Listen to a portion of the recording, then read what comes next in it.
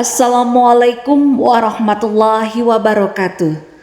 Perkenalkan, nama saya Agustin SAGMM, Jabatan Pamong Budaya, bekerja di Dinas Kebudayaan dan Pariwisata Kota Sungai Penuh. Saya akan menceritakan tentang sejarah perjuangan rakyat Kerinci mempertahankan kemerdekaan Republik Indonesia tahun 1945 sampai dengan tahun 1949. Adapun dasar saya menceritakan sejarah perjuangan rakyat Kerinci ini adalah dari buku Perpustakaan Nasional, katalog dalam terbitan ISBN 979-99384-06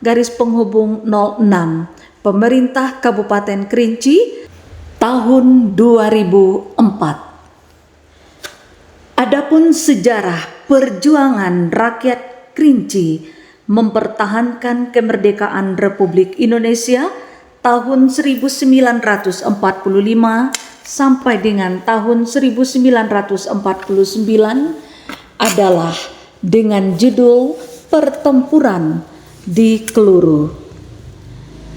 Belanda masuk ke desa Keluru pada tanggal 26 Mei tahun 1949 dari arah jurusan Pulau Tengah dengan kekuatan 1 pelton atau 50 orang.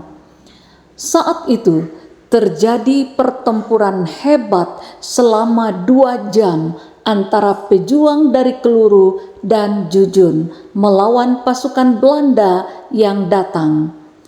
Dalam pertempuran tersebut, komandan pasukan yaitu Kopral TNI Gati Baharudin Semat bersama 2 orang rakyat menjadi korban. Pasukan kita terpaksa menyingkir ke dalam hutan sehingga Belanda bergerak terus dan menguasai Keluru. Pada tanggal 27 Mei 1949, Belanda menyerang ketiga kalinya ke Keluru dari arah Bukit Talang Jenguk dengan kekuatan 1 pelton. Sesampainya di Masjid Keluru, Belanda mengepung orang yang sedang sholat Jumat. Sebelum kurir Kadir menyampaikan bahwa Belanda sudah mengepung masjid, sehingga pemuda dan rakyat berusaha mencari perlindungan. Pasukan Belanda melepaskan tembakan membabi buta terhadap pasukan pejuang yang dipimpin waktu itu adalah Bapak Haji Adnan Abbas. Keluru pada waktu itu merupakan pusat perlawanan rakyat yang sering menghadang patroli pasukan Belanda dari Pulau Tengah ke arah timur. Keluru dikosongkan sehingga dusun itu dibakar oleh Belanda karena menganggap dusun Keluru sebagai pusat tentara, Gati, dan gerilya, termasuk juga sebagai pusat dapur umum perbekalan para pejuang. Pasukan Gati waktu itu mengundurkan diri ke Talang Kemuning, kemudian terus ke Lempur. Pejuang-pejuang yang bertempur saat itu antara lain adalah Bapak Baharudin Semat, Bapak Ramli Yusuf, Bapak Darwis Khatib, Bapak Haji Yahya, Bapak Khadir Yunus, Bapak Umar Yunus, Haji Adnan Abbas adalah komandan pasukan rakyat.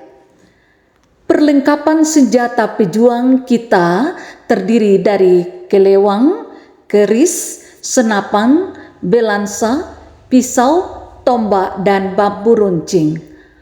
Amunisi peluru dibuat sendiri dari tanah kering bawah rumah yang dimasak. Santannya dipisahkan sehingga menjadi mesiu seperti yang dibuat oleh orang-orang Lempur.